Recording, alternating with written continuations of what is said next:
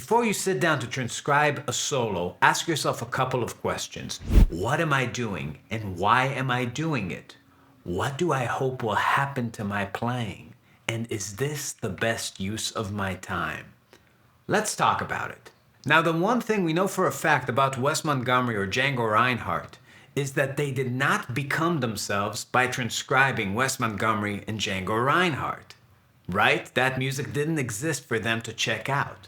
So if you want to sound more like them, transcribing them might not be the way to go. Now, I'm not saying that transcribing is a bad idea. If you transcribe and learn solos, you will get better. But the question is it the most optimal use of your time? Let me explain why it probably isn't. There are three main elements that make up music: harmony, rhythm, and timbre. Harmony is what happens, the notes you're playing. Rhythm is when things happen in space. And timbre is the sound color, articulation, vibratos, right? All your dynamics, stuff like that. It's how things happen in the music. Now, when you attempt to learn an entire solo, you're putting all of that together. And practicing really should be about breaking them apart and teaching yourself these bite-sized lessons to where you can absorb them. The thing you have to keep in mind when transcribing, let's say, Wes Montgomery, is that Wes is a way, way better musician than you are. He sounds better. His 100% is much bigger than your 100%. And you can't ignore that. What will inevitably happen when you try to play it together is that you will start LARPing. Let's say you're playing along to a Wes solo with Wes. That brings up the fable of the elephant and the mosquito. It goes like this. The elephant is sprinting through the savannah with a mosquito on its back. The mosquito looks back and says, "Hey, look how much dust we're making, bro."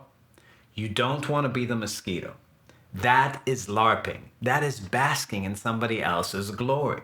Wes is glorious. When you put your sound on Wes's sound, you feel glorious because you feel like you're partaking in it. But turn that shit off and listen to what you sound like. The first phrase of a solo will probably teach you 1,000 lessons about your right hand technique, your left hand technique, your shitty time feel, the note choices you're not understanding, the pacing of the solo. There are so many levels to analyze music that can help you on the way. I used to LARP myself. I remember when I was in college, I kept telling everybody when I was in high school, I sounded just like Yngwie Malmsteen. Because I practiced that stuff with my eyes closed and my hair in the wind. And in my mind, I thought I sounded just like him. But the truth is, I was playing through a red kidney bean pod and sounded like absolute garbage probably. But my childlike mind thought that I accomplished that. You meet a lot of bassists that say, I used to do the Jocko thing. They didn't. They never sounded like Jocko. They attempted to, and they LARPed. LARPing leads to more LARPing. LARPing at home while practicing leads to LARPing on stage, which is crazy. Don't be that guy. Now let's talk about some productive things that you should be doing with your time. 1, checking things out as opposed to transcribing. Transcribing typically means writing down on a piece of paper, taking an entire thing, an entire solo, trying to spend hours and hours and hours writing it down, and then somehow from the written text, learning it. The problem is that most of you are illiterate motherfuckers that can't read anything. So why are you spending time writing? It's fucking bananas. Don't do it. Checking things out, like we used to do in Blockbuster, is a way more beneficial process. And it's a lot more like what the people that you like used to do with vinyl records before slowdowners and all that stuff. They would just do this catch and release fishing thing with the music. And you used to do it too with Stairway to Heaven or Master of Puppets. A lot of the stuff that you learn, you don't really remember, you don't pay too close attention to, you just have this urge to put it on the instrument, and you should follow that urge. Now what you want to do is understand this tidbit of music on all 3 levels. You want to understand the rhythm of it, the groove. You want to be able to reproduce it in a way that feels like something rhythmically. You want to see how those notes maybe belong to a scale or an arpeggio or some sort of harmonic system out of context. And most importantly, you want to get the timbre right. You want the dynamics to be good. You want the vibrato to sound just like the recording. But it's just out of context, little tidbits of music floating in space that inspire you. When you hear it coming on the record, just learn that little piece and don't worry about applying it yet. First, just learn it on the fretboard. 2, understand the context. If you're trying to learn a solo on a tune you don't know, what the fuck are you doing? Just stop and learn the fucking song. You gotta understand the changes or you're not going to understand what the notes are. How do you know if it's a 9 or a third if you don't know what chord is going on? Don't just be inspired by a little lick. Learn the tune, learn the melody, and only then attempt to learn the solo. Solos are interior design, but the songs are the house. It's very strange to get super excited about an antique armoire and a leather sofa if you're a homeless person. There is an order to the madness. Number 3, transcribe the slow stuff, not just the technical stuff.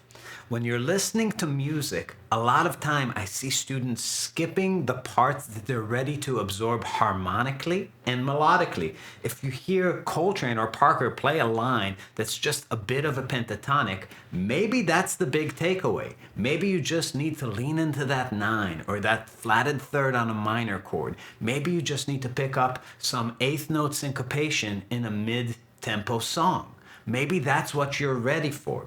The thing is, technical things send you down this pathway of physical practice, but what they don't make you do is confront a player's 100%. If you listen to Louis Armstrong or Sinatra place a few beautiful, well-crafted notes perfectly in time, and you try to do the same thing, you're going to notice something, that you're a much, much smaller musician than they are. Your notes have less weight. You're less impactful, and that's a very devastating feeling. It's a hard notion to confront that somebody else is better than you. It's something that you can see, understand, and make. This will make most people quit music and send a few to a path of transformation. It's about growth. It's about transforming into something bigger than you are, not about inching up a metronome and learning how to string a few physical motions together. You have to transcribe the slow stuff to confront where you are to where you can move forward. 4, use parrot brain. We are all gifted with the ability of parroting short phrases. I'll give you an example.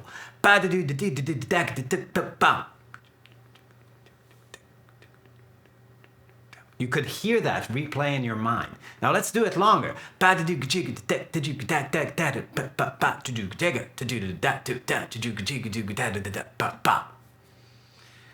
kind of like in between. Maybe I know some of that, maybe I don't. Now let's do it longer.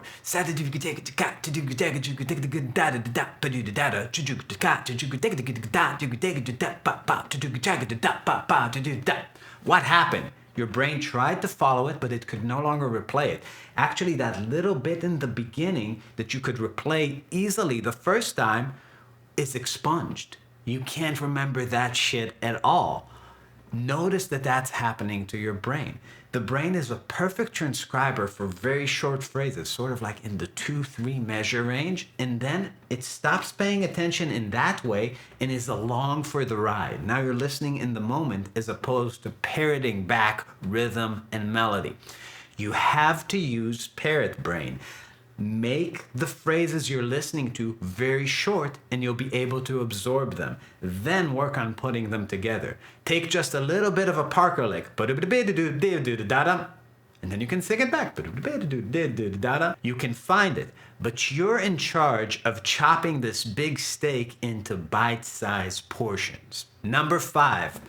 Allow the things that you discover about yourself during the transcription, during the learning of other people's music, to redirect the practice routine. Don't insist on keeping on with the solo, learning another note and another phrase if you just discovered something fucked up about your right hand.